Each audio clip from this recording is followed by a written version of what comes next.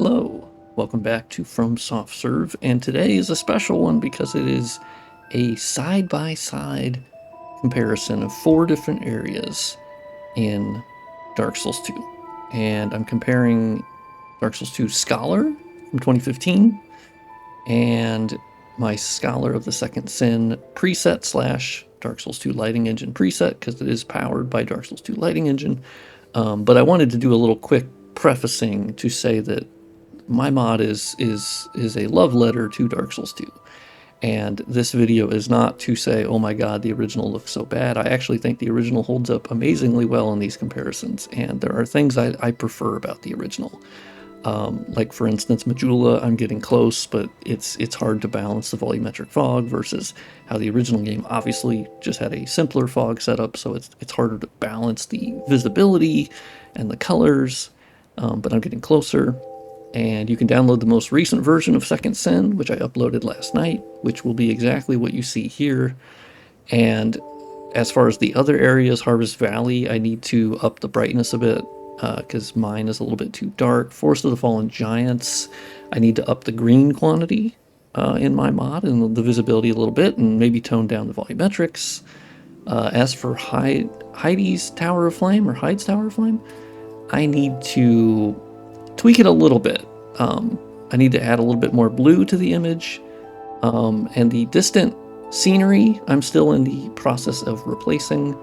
But if you are not aware of what my mod does, it uses DS2 Lighting Engine to essentially, I also upscaled all of the textures, I added roughness maps, tessellation is added to a lot of the meshes, like all of the rocks that you see in the game. Essentially, I obviously added a lot of grass. I am consistently pruning back some of the grass I added, adding some new grass, variations. I want to do slightly different colors. I've added distant geometry, just more foliage in general. There's, the dynamic shadows. You have volumetric fog that comes from DS2 Lighting Engine, and volumetric light shafts, and just so many things. Parallax occlusion mapping is also vastly improved, as it was not used in the base game much at all. But DS2 Lighting Engine allows me to enable it on a lot of surfaces and create height maps. But basically, this comparison, I just want to be here's where we're at, and it's a learning experience for me, because these are the comparisons I've needed to do to improve my mod, because I want to bring it closer to the OG, just at higher fidelity, if that makes sense. So I'm still working on doing that. So I hope you enjoy this very short comparison, as it does take a little bit longer to make them, but not that much. And I do want to do more. So if you have specific areas that you would like to see a comparison like this, I will happily do that. And if you want to support this mod, I have a Patreon link down below, where you get Google Drive links for the mod. You get ad-free versions of these videos.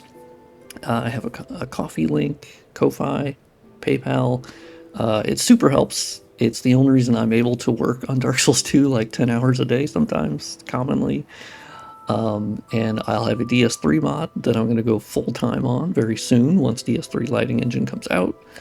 Beyond that, I would love to do a lot more projects over time. So let me know. Let me know what you'd like to see, but I hope you enjoy this short side-by-side.